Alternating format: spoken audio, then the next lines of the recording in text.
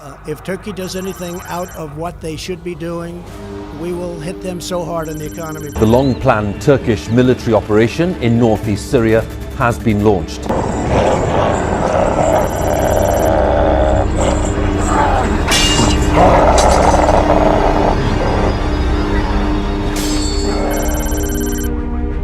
اگر ہم احادیث نبوی صلی اللہ علیہ وسلم کی روشنی میں اس دنیا کا مستقبل اور انجام جاننے کی کوشش کریں تو متعدد اقوال رسول اس بابت ہماری رہنمائی فرماتے ملتے ہیں، اور خاص طور پر آخری زمانے میں انسانیت کو کن کن فتنوں سے پالا پڑنے والا ہے ان کے بارے میں بھی واضح اشارات ملتے ہیں، جن میں سے ایک فتنہ دجال بھی ہے، جس کے بارے میں ارشاد نبوی کا قریب مفہوم ہے کہ حضرت نوح سے لے کر تمام انبیاء نے اپنی امت کو اس کے شر سے اللہ کی پناہ مانگنے کی تلقین کی، جبکہ آج کی اس ویڈیو میں ہم یہ جانچنے کی کوشش کریں گے کہ کیا ترکی یعنی قسطنطنیہ آخری دور میں ایک دفعہ پھر عالم اسلام کے ہاتھوں سے نکل سکتا ہے، اور اس سے قبل حالات و واقعات کی بننے والی تصویر کے مطابق اس دنیا اور خاص طور پر عالم اسلام کو کن حادثات کا سامنا کرنا پڑے گا۔ معزز خواتین و حضرات، کائنات کے اس عظیم فتنے یعنی دجال کی آمد کے بارے میں جس حدیث کا حوالہ دیا جاتا ہے وہ جناب ابو ہریرہ سے روایت ہے کہ رسول اللہ صلی اللہ علیہ وسلم نے فرمایا کہ جب تک اہل روم عماق یا دابق جو کہ ملک شام کے علاقے میں ہے پر پڑاؤ نہیں ڈال لیں گے، قیامت نہیں آئے گی۔ اور مدینے سے ایک لشکر ان کے مقابلے کے لیے جب وہاں پہنچے گا تو رومی کہیں گے کہ تم ہمارے اور ان لوگوں کے درمیان مت آؤ جو اپنے دین سے پھر چکے ہیں، لیکن جواب میں مسلمان کہیں گے کہ خدا کی قسم ہم اپنے مسلمان بھائیوں کو تمہارے مقابلے میں بے یار و مددگار نہیں چھوڑیں گے، اور پھر وہ ان کے خلاف جنگ کریں گے، جبکہ ان میں سے 1/3 حصہ پیٹھ پھیر کر جہنم کا مستحق بن جائے گا، جبکہ 1/3 حصہ شہادت کے اعلیٰ مقام سے سرفراز ہوگا، اور 1/3 حصے کو رومیوں کے مقابلے میں فتح حاصل ہو جائے گی، اور یہ لوگ کبھی انتشار کا شکار نہ ہوں گے، اور پھر مسلمان قسطنطنیہ کو فتح کریں گے، جس کے بعد جب وہ اپنی تلواریں زیتون کی شاخوں سے لٹکائے مال غنیمت کی تقسیم میں مشغول ہوں گے کہ شیطان رجیم یہ جھوٹی آواز بلند کرے گا تو کہ تمہارے گھروں میں مسیح دجال داخل ہو چکا ہے، لیکن جب وہ یہ سن کر واپسی کی راہ لیں گے تو اس دوران حقیقت میں دجال کا خروج ہو چکا ہوگا۔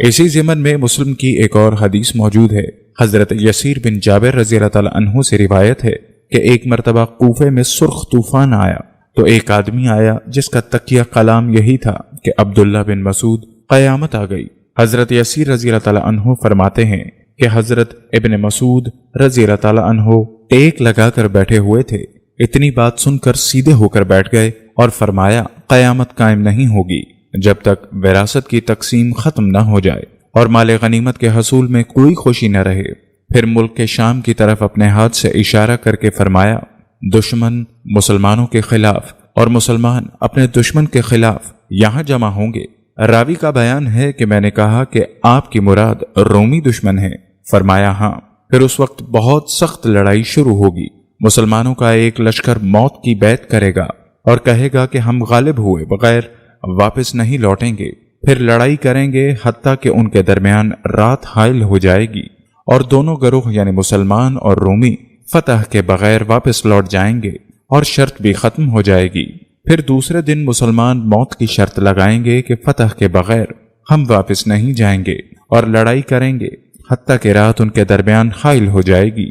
اور دونوں گروہ فتح کے بغیر واپس چلے جائیں گے اور شرط بھی ختم ہو جائے گی۔ پھر تیسرے دن مسلمان موت اور فتح کی شرط پر نکلیں گے اور شام تک لڑیں گے، پھر دونوں گروہ بلا فتح واپس پلٹ جائیں گے اور پھر شرط ختم ہو جائے گی۔ یوں پھر چوتھے دن باقی مسلمان ان رومیوں کی طرف بڑھیں گے اور اللہ تعالیٰ ان کے ذریعے دشمن کو مغلوب کریں گے، اور وہ ایسی لڑائی لڑیں گے کہ اس جیسی کسی نے نہ دیکھی ہوگی، حتیٰ کہ پرندہ ان کے اوپر سے گزرے گا مگر وہ مر کر گر جائے گا، ان کی لاشوں سے آگے نہیں بڑھ سکے گا۔ ایک باپ کے اگر 100 بیٹے ہوں گے تو واپسی پر ان میں سے ایک ہی باقی ہوگا۔ پھر کسی غنیمت پر خوشی ہوگی اور وراثت تقسیم کی جائے گی، دریں اثنا اس سے بڑی بات سنیں گے کہ ایک منادی یعنی شیطان آواز بلند کرے گا کہ دجال تمہارے اہل و عیال میں آ چکا ہے، تو وہ لوگ سب کچھ وہیں چھوڑ کر اس طرف متوجہ ہو جائیں گے اور 10 گھوڑ سواروں کو تفتیش کے لیے بھیجیں گے۔ نبی صلی اللہ علیہ وسلم نے فرمایا، میں ان کے اور ان کے آبا و اجداد کے نام اور ان کے گھوڑوں کے رنگ خوب اچھی طرح پہچانتا ہوں، اور یہ کہ گھوڑ سوار اس دن روئے زمین کے سب سے بہترین گھوڑ سوار ہوں گے۔ مسلم 2899 کتاب الفتن۔ ناظرین گرامی، اس دشمن خدا یعنی دجال کے مقام خروج کے بارے میں بھی احادیث میں واضح اشارے موجود ہیں۔ مثال کے طور پر حضرت ابو بکر رضی اللہ تعالی عنہ کی ایک روایت کے مطابق آپ صلی اللہ علیہ وسلم نے فرمایا کہ وہ مشرق کی سرزمین میں ہے اور وہاں سے خروج کرے گا جسے خراسان کہا جاتا ہے، جو کہ اس وقت ایران کا حصہ ہوا کرتا تھا، جسے آج کے عہد میں خراسان بزرگ کہا جاتا ہے، جس کے کچھ حصے روس، افغانستان اور پاکستان میں بھی شامل ہیں۔ حضرت معاذ بن جبل رضی اللہ تعالی عنہ کی روایت کردہ ایک حدیث کے مطابق آپ صلی اللہ علیہ وسلم نے فرمایا کہ بیت المقدس کی آبادی مدینے میں خرابی کا پیش خیمہ ہوگی، اور مدینے کی خرابی جنگوں کا سبب بنے گی، اور ان جنگوں کا انجام قسطنطنیہ کی فتح پر ہوگا، اور قسطنطنیہ کی فتح دجال کے خروج کی علامت ہوگی۔ ناظرین گرامی، حدیث نبوی صلی اللہ علیہ وسلم کے مطابق دجال کے خروج پر مسلمان اس کے خلاف جنگ کی تیاری کریں گے، اور جب وہ نماز کے لیے اپنی صفیں درست کر رہے ہوں گے اور اقامت کہی جا چکی ہوگی کہ اللہ ان کی نصرت کے لیے حضرت عیسیٰ ابن مریم کو اتارے گا، اور پھر مسلمان ان کی قیادت میں دجال کے مقابلے پر نکلیں گے۔ دجال العین حضرت عیسیٰ ابن مریم کو دیکھ کر اس طرح گھلنے لگے گا جیسے نمک پانی میں گھلتا ہے، اور اگر جناب عیسیٰ اسے قتل نہ بھی کریں تو وہ خوف سے مر جائے گا، لیکن آپ اس کو قتل کر کے مسلمانوں کو اس کا خون اپنے نیزے پر دکھائیں گے، اور بعض روایات کے مطابق اس کی قتل گاہ موجودہ اسرائیل میں موجود ایک مقام ہے جس کو لد کا نام دیا جاتا ہے، جبکہ حدیث کے وہ الفاظ کے مسلمان جب قسطنطنیہ کی فتح کے بعد اپنی تلواریں زیتون کے درخت سے لٹکا کر مال غنیمت سمیٹ رہے ہوں گے، یہ معنی بھی اخذ کیے جاتے ہیں کہ اس سے قبل کسی بڑی جنگ جسے جنگ عظیم سوم بھی کہا جاتا ہے میں تمام جدید ہتھیار تباہ ہو جائیں گے، اور یہی وجہ ہے کہ دجال کے خلاف تلواروں اور نیزوں سے جنگ لڑی جائے گی، جبکہ خود دجال کا اپنا قتل بھی ایک نیزے کے ساتھ ہوگا۔ ناظرین محترم، اب ذرا اس موڑ پر رک کر ہمیں غور کرنا ہوگا کہ جب مسلمانوں نے قسطنطنیہ کو فتح کرنا ہے تو اس کے معنی لازماً یہی بنتے ہیں کہ اس وقت وہاں پر موجود مسلمان حکومت نہیں ہوگی۔ گویا یہ بات طے ہے کہ اس سے قبل ایک مرتبہ پھر یہ تاریخی شہر مسلمانوں کے ہاتھ سے نکل کر غیر مسلم قوتوں کے قبضے میں جانا ہے، جن کے خلاف جنگ کر کے مسلمان دوبارہ اس پر قابض ہوں گے۔ لیکن تمام تر تحقیق کے باوجود ہم یہ بات وثوق سے نہیں کہہ سکتے کہ یہ جنگ کس غیر مسلم قوت کے ساتھ ہوگی، لیکن محققین کی اکثریت اس بات پر متفق ہے کہ وہ رومی نہیں بلکہ یہودی ہو سکتے ہیں، چونکہ رومیوں کو اس سے قبل ہی عمق یا دابق کے مقام پر مسلمانوں سے شکست ہو چکی ہوگی، لہٰذا اس بات پر امت میں اتفاق پایا جاتا ہے کہ قسطنطنیہ کی فتح کے فوراً بعد ہی دجال کا خروج واقع ہونا ہے، اور یہ بھی طے شدہ بات ہے اس کا قتل جناب عیسیٰ ابن مریم کے ہاتھوں ہی ہوگا۔ ان روایات کی موجودگی میں اس بات کا بخوبی اندازہ لگایا جا سکتا ہے کہ آخر زمانے میں شام اور ترکی کا ایک اہم کردار ہے۔ جیسا کہ آپ جانتے ہیں، عرصۂ دراز سے شام مسلمانوں کی مقتل گاہ بن چکا ہے، اور یہاں روس اور امریکہ اپنا پڑاؤ ڈالے ہوئے ہیں۔ ترکی نے پہلی مرتبہ شام کے کسی علاقے پر حملہ کر کے کرد باغیوں کے خلاف کارروائی کا آغاز کیا ہے، جس کی مخالفت سبھی یہود و نصارہ نے بھرپور طریقے سے کی ہے، اور ڈونلڈ ٹرمپ ترکی کو سنگین نتائج کی دھمکی بھی دے چکا ہے۔ ادھر 1400 سال کی تاریخ میں پہلی بار 70 سال پہلے یہودی ریاست اسرائیل کا قیام عمل میں لایا گیا ہے، اور حال ہی میں اسرائیل کے وزیر اعظم نے الیکشن کے بعد عراق اور شام کے کچھ علاقوں پر قبضہ کرنے کا عندیہ بھی دے دیا ہے، جس سے صاف ظاہر ہوتا ہے کہ تاریخ انسانی کی سب سے بڑی جنگ کا میدان کسی بھی وقت سج سکتا ہے۔ اس کے بعد قیامت کی 10 بڑی نشانیوں کا ظہور پے در پے ہوگا، کیونکہ قسطنطنیہ کی فتح امام مہدی کے دور میں ہوگی۔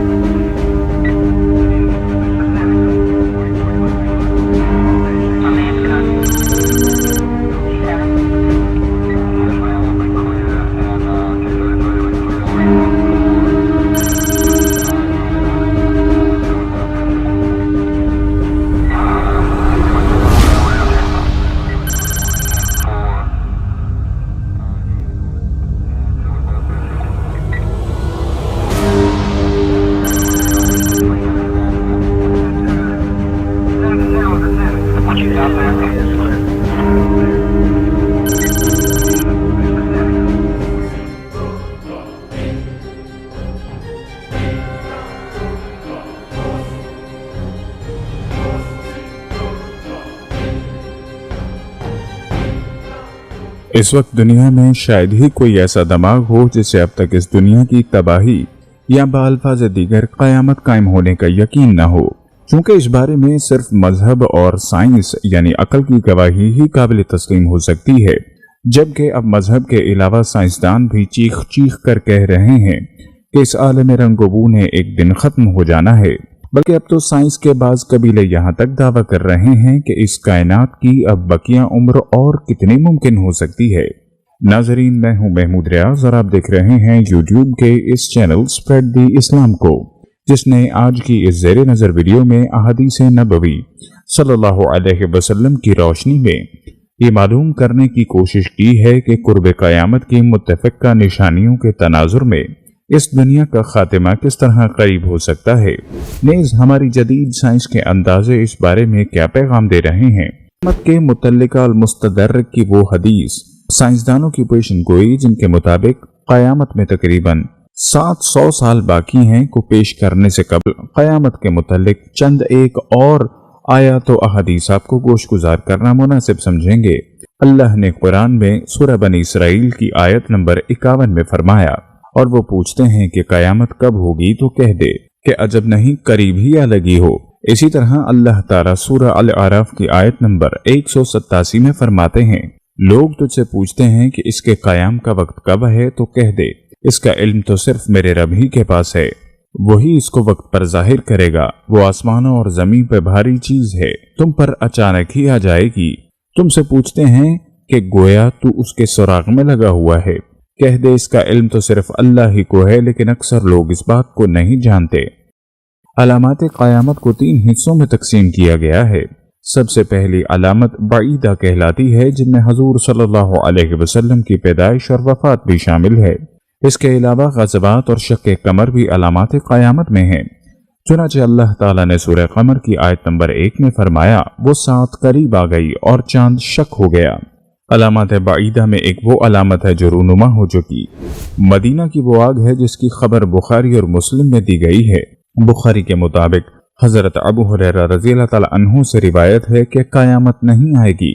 यहाँ तक कि सरजमीन हजाज से एक आग निकले और उससे बुसरा में ऊँटों की गर्दनें रोशन हो जाएं। सही बुखारी और मुस्लिम। उलमा का इत्तेफाक है जिस आग का इस हदीस में जिक्र हुआ वो 6 जमादी उस्सानी 554 हिजरी में हो चुका है। ये आग मुसलसल 52 रोज तक भड़कती रही और बुसरा के शहर के लोग ये कहते सुनाई दिए, हमने इस आग से अपने ऊँटों की गर्दनें रोशन देखी। एक और अलामत जो पूरी हो चुकी वो फितना तातार है। इसके बारे में हजूर सल्लल्लाहु अलैहि वसल्लम की पेशगी इत्तला थी और बुखारी में उसको हजरत अबू हुरैरा रज़ियल्लाहु ताला अन्हु से रिवायत किया है कि तुम पर क़यामत नहीं आएगी यहाँ तक कि तुम उन तुर्कों से जंग न करो जिनकी आंखें छोटी, चेहरे सुर्ख और नाकें चपटी होंगी। उनके चेहरे ऐसी ढाल की मानिंद होंगे जिन पर तह बतह चमड़ा चढ़ा दिया गया हो। और क़यामत नहीं आएगी यहाँ तक कि तुम ऐसी कौम से जंग न करो जिनके जूते बालों के होंगे। इस हदीस में जिस कौम के साथ जंग की पेशनगोई की गई, अक्सर उलेमा के मुताबिक ये वही जंग है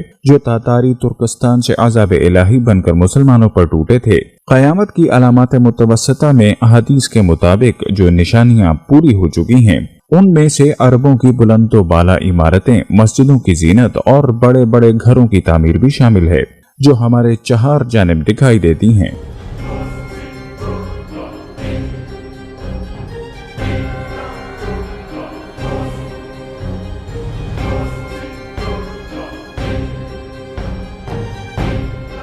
मुअज़्ज़िज़ ख़वातीन व हज़रात, साइंसदानों की ताज़ा तरीन तहकीक के मुताबिक ये दावा सामने आया। उनके आदाद शुमार की रोशनी में यह खदशा मौजूद है कि हमारी ये दुनिया तकरीबन 760 साल के बाद तबाही से दोचार होकर ख़त्म हो जाएगी, जिसकी वजाहत में कहा गया कि 1993 में एक मारूफ मुहक्किक जे रिचर्ड गार्ड ने बड़ी तहकीक के बाद ये दावा किया था कि इस बात का 50% इम्कान मौजूद है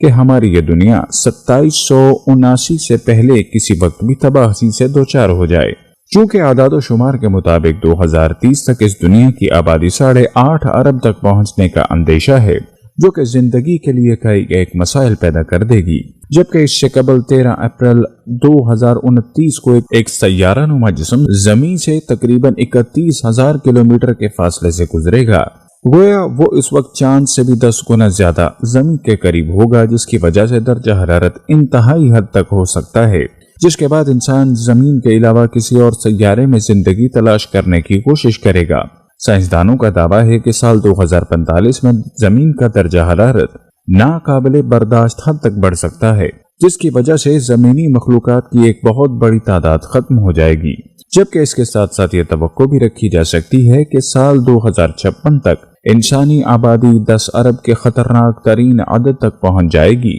اور زندگی کے تقاضے مشکل تر ہو جائیں گے، جس کے بعد افریقہ، مڈل ایسٹ اور جنوب مشرقی ایشیا کے کئی علاقے قدرتی آفات کا شکار ہو جائیں گے، اور ان علاقوں کے 140 ملین لوگ کسی اور مقام پر ہجرت کے لیے مجبور ہو جائیں گے، جس کی بدولت زندگی کے لیے یہ دنیا اور بھی سمٹ جائے گی۔ یہ دعویٰ بھی سامنے آیا کہ 2099 تک سمندر کی سطح مزید 6 میٹر بلند ہو جائے گی اور اس دوران آبادی بھی 11 ارب تک پہنچ جائے گی۔ الغرض آنے والے وقتوں میں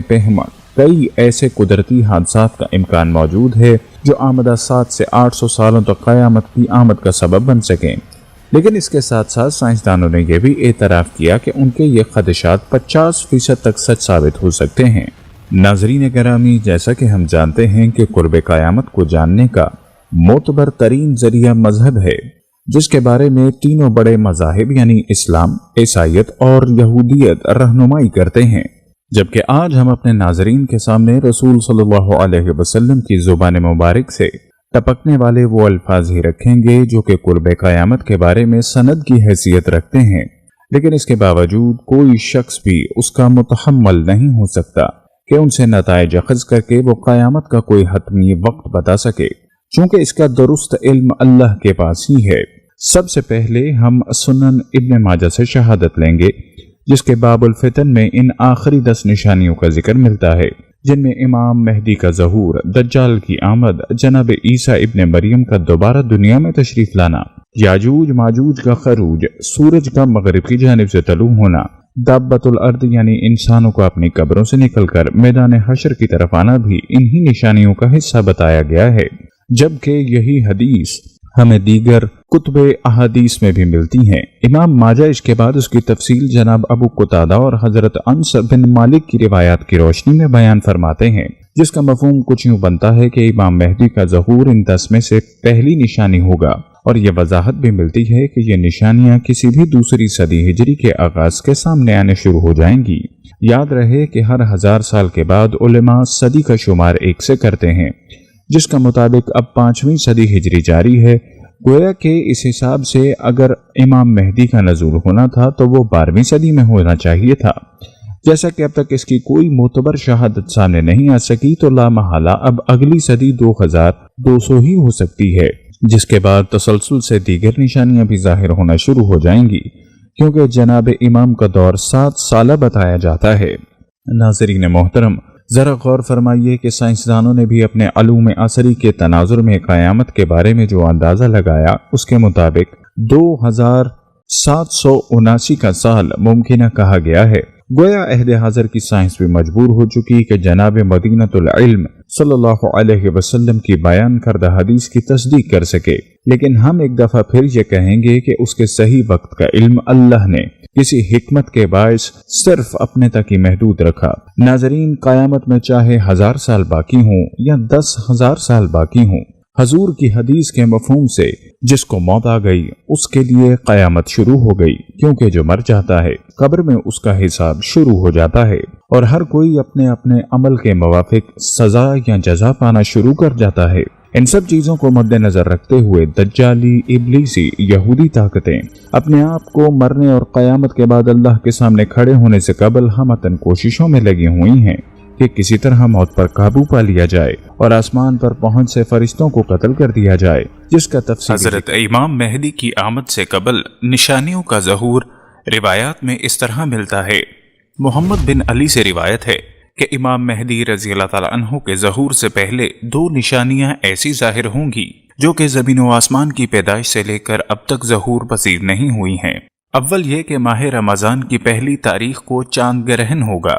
اور دوسری یہ اسی ماہ کے نصف میں سورج کو بھی گرہن لگے گا۔ جب سے اللہ تعالیٰ نے زمین و آسمان پیدا فرمائے ہیں، چاند سورج کو اس طرح کا گرہن کبھی نہیں لگا۔ سنن دارالقطنی حدیث 10۔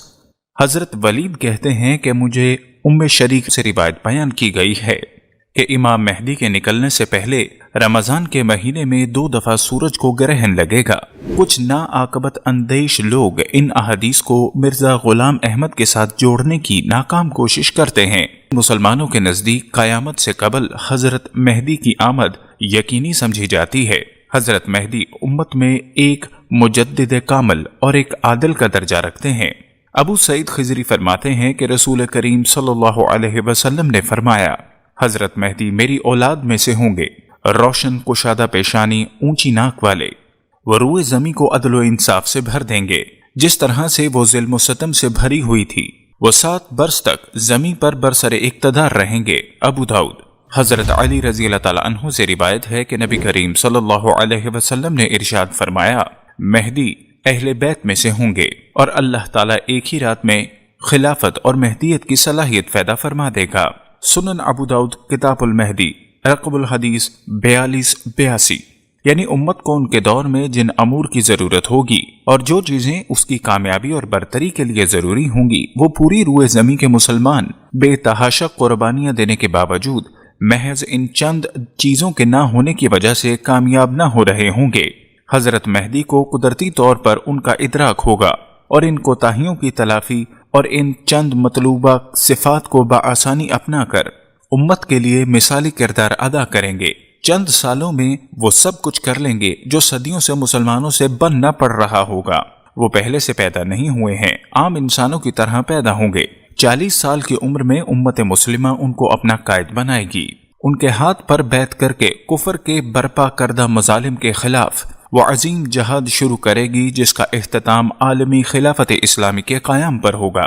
امام مہدی سینکڑوں سال پہلے پیدا نہیں ہوئے اور نہ ہی وہ کسی غار میں روپوش ہیں۔ اللہ کے طے کردہ نظام کے مطابق وہ اپنے وقت مقررہ پر پیدا ہوں گے۔ وہ حضرت فاطمہ الزہرا کی نسل سے ہوں گے۔ نجیب الطرفین سید ہوں گے۔ ان کا نام نامی محمد، جبکہ مہدی ان کا نام نہیں لقب ہے، اور والد کا نام عبداللہ ہوگا۔ جس طرح صورت و سیرت میں بیٹا باپ کے مشابہ ہوتا ہے، اس طرح وہ شکل و شباہت اور اخلاق و شمائل میں نبی صلی اللہ علیہ وسلم کے مشابہ ہوں گے۔ وہ نبی نہیں ہوں گے، نہ ان پر وحی نازل ہوگی، نہ وہ نبوت کا دعویٰ کریں گے، لہٰذا ان کی نبوت پر ایمان لانے کا سوال بھی پیدا نہیں ہوتا۔ امام مہدی سے متعلق روایات کم از کم 37 صحابہ سے مروی ہیں۔ یہ تعداد ایسی ہے کہ اس پر تواتر کی تعریف صادق آ سکتی ہے۔ امام مہدی کی پیدائش مدینہ منورہ میں ہوگی اور وہ وہیں پلے بڑھیں گے۔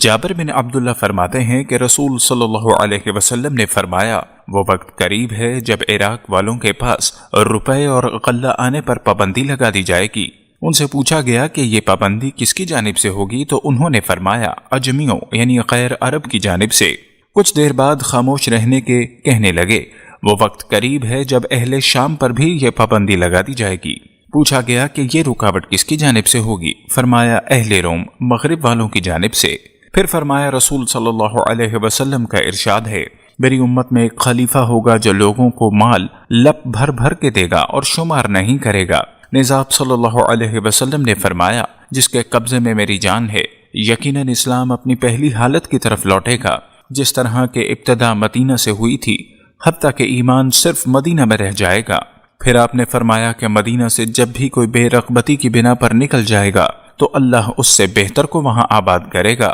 کچھ لوگ سنیں گے کہ فلاں جگہ پر ارزنی اور باغ و زراعت کی فراوانی ہے تو مدینہ چھوڑ کر وہاں چلے جائیں گے، حالانکہ ان کے واسطے مدینہ ہی بہتر تھا کہ وہ اس بات کو جانتے نہیں۔ ابو صالح تابع نے ابو ہریرہ سے روایت کیا کہ مصر پر بھی پابندیاں لگائی جائیں گی۔ ام المومنین ام سلمہ رضی اللہ تعالی عنہما فرماتی ہیں، میں نے رسول صلی اللہ علیہ وسلم کو فرماتے ہوئے سنا، خلیفہ کی وفات پر اختلاف ہوگا۔ خاندان بنی ہاشم کا ایک شخص اس خیال سے کہ کہیں لوگ مجھے خلیفہ نہ بنا دیں، مدینے سے مکہ چلا جائے گا۔ لوگ اسے پہچان کر کہ یہی مہدی آخر الزماں ہے گھر سے باہر نکال لائیں گے، اور حجر اسود اور مقام ابراہیم کے درمیان ان کے نہ چاہتے ہوئے بھی ان کے ہاتھ پر بیعت خلافت کریں گے۔ اس بیعت خلافت کی خبر سن کر شام سے ایک لشکر ان کے مقابلے کے لیے روانہ ہوگا۔ چنانچہ یہ لشکر جب بیدا میں پہنچے گا دھنسا دیا جائے گا۔ اس کے بعد ان کے پاس عراق کے اولیاء اور شام کے ابدال حاضر ہوں گے۔ پھر ایک شخص شام سے نکلے گا جس کے ننہال قبیلہ کلب میں ہوگی، وہ اپنا لشکر ان بنی ہاشم کے اس شخص کے خلاف مقابلے کے لیے روانہ کرے گا۔ اللہ اس لشکر کو شکست دے گا جس کے نتیجے میں ان پر آفت آئے گی۔ یہی قلب کی جنگ ہے۔ وہ شخص خسارے میں رہے گا جو قلب کی غنیمت سے محروم رہا۔ پھر وہ مہدی خزانوں کو کھول دیں گے اور مال تقسیم کریں گے، اور اسلام دنیا میں مستحکم ہو جائے گا، اور اس طرح 7 یا 9 سال رہیں گے۔ اس روایت کو طبرانی نے روایت کیا ہے اور اس کے تمام راوی صحیح ہیں۔ ابو داؤد کی روایت میں ان الفاظ کا اضافہ ہے، پھر وہ مہدی وفات پا جائیں گے اور لوگ ان کی نماز جنازہ پڑھیں گے۔ اس حدیث سے یہ بات بھی اخذ کی جاتی ہے کہ امام مہدی سے قبل خلافت قائم ہو چکی ہوگی۔ عبداللہ فرماتے ہیں، ہم نبی صلی اللہ علیہ وسلم کی خدمت میں بیٹھے ہوئے تھے، اتنے میں چند ہاشمی جوان آئے۔ انہیں دیکھ کر حضور صلی اللہ علیہ وسلم کی آنکھیں بھر آئیں۔ ہم نے عرض کی، یا رسول اللہ، ہم آپ میں ہمیشہ کوئی نہ کوئی ایسی بات ضرور دیکھتے ہیں جس سے ہمیں دکھ ہوتا ہے۔ آپ نے فرمایا، ہم وہ لوگ ہیں جنہیں خدا نے دنیا کے بدلے آخرت عطا کی ہے۔ بہت جلد ایسا وقت آنے والا ہے کہ میرے اہل بیت نہایت تکلیف اور سختی میں مبتلا ہوں گے، ان پر بڑی مصیبتیں آئیں گی، حتیٰ کہ مشرق اور مغرب سے کچھ لوگ آئیں گے جن کے ہمراہ سیاہ جھنڈے ہوں گے۔ ان کا مقصد دنیا کے خزانوں پر قبضہ کرنا نہ ہوگا، لیکن لوگ ان کی راہ روکیں گے، اس لیے وہ لوگوں سے جنگ کریں گے۔ اللہ انہیں فتح نصیب کرے گا اور جس کام کا ارادہ کیا ہوگا وہ پورا کرے گا۔ اس وقت یہ لوگ اپنی حکومت کو پسند نہ کریں گے، بلکہ میرے اہل بیت میں سے ایک شخص کو اپنا سردار مقرر کریں گے، اور وہ زمین کو اس طرح عدل و انصاف سے بھر دیں گے جس طرح لوگوں نے اسے ظلم سے بھر دیا ہوگا۔ لہٰذا تم میں سے جو شخص اس زمانے کو پائے وہ ان کا ساتھ دے، اگرچہ اسے برف پر گھٹنوں کے بل ہی کیوں نہ گھسٹ کر جانا پڑے۔ سنن ابن ماجہ حدیث نمبر 4082۔ حضرت علی بن ابی طالب کرم اللہ وجہ سے روایت ہے کہ رسول اللہ صلی اللہ علیہ وسلم نے فرمایا، آخری زمانے میں ایک فتنہ ہوگا جو لوگوں میں اس طرح رچ بس جائے گا جیسے سونا اپنے معدن میں حل ہو جاتا ہے۔ لہٰذا تم لوگ اہل شام کو گالی نہ دو، کیونکہ ان میں ابدال بھی ہیں، لیکن ان کے بروں کو گالی دو۔ عنقریب اہل شام پر زوردار بارش برسائی جائے گی جو ان کی جماعت کو متفرق کر دے گی، یہاں تک کہ اگر ان سے لومڑیاں بھی لڑیں تو وہ بھی ان پر غالب آ جائیں۔ اس وقت میرے اہل بیت میں سے ایک شخص 3 جھنڈوں کی جماعت کے ساتھ نکلے گا، ان کو زیادہ سمجھنے والا 15,000 اور کم سمجھنے والا 12,000 سمجھے گا، اور 7 جھنڈوں سے لڑیں گے جن میں سے ہر ایک جھنڈے کے نیچے ایک آدمی ہوگا جو حکومت کا طالب ہوگا۔ اللہ ان سب کو قتل کر دے گا اور مسلمانوں کو ان کی الفت و نعمت اور ان کا دور و نزدیک لوٹا دے گا، یعنی مسلمانوں کو ہر قسم کی نعمتیں اور سکون دوبارہ میسر آ جائے گا۔ اس حدیث سے ہم بخوبی اندازہ لگا سکتے ہیں کہ حال ہی میں شام کے مسلمانوں پر کس طرح بموں کی بارش کی گئی ہے، اور یہ بھی کہ امام مہدی کا ظہور بہت ہی قریب ہے۔ امام مہدی کے دور میں لڑی جانے والی جنگوں میں ایک بات ذہن میں رکھنی چاہیے کہ حضرت مہدی کے وقت جنگ عظیم ہوگی، یعنی حق و باطل کا آخری مارکہ ہوگا جس میں دونوں فریقوں میں سے کوئی بھی اس وقت تک پیچھے نہیں ہٹے گا جب تک اس کی قوت ختم نہ ہو جائے۔ لہٰذا یہ جنگ کئی بڑی جنگوں پر مشتمل ہوگی۔ نیز یہ صرف حضرت مہدی کے علاقے تک محدود نہیں ہوگی، بلکہ یہ جنگ بیک وقت کئی محاذوں پر چل رہی ہوگی، جن میں ایک محاذ تو وہ ہوگا جس پر حضرت مہدی کمانڈ کر رہے ہوں گے، دوسرا بڑا محاذ فلسطین کا ہوگا، تیسرا عراق کا ہوگا جس کو حدیث میں دریائے فرات والا محاذ کہا گیا ہے، ایک اور بڑا محاذ ہندوستان کا ہوگا۔ اس کے علاوہ بھی کئی چھوٹے محاذ ہو سکتے ہیں، البتہ ان تمام محاذوں کے مرکزی کمانڈ حضرت مہدی کے ہاتھ میں ہوگی۔ حضرت مہدی کس محاذ پر ہوں گے اور کہاں سے تابوت سکینہ نکال کر لائیں گے؟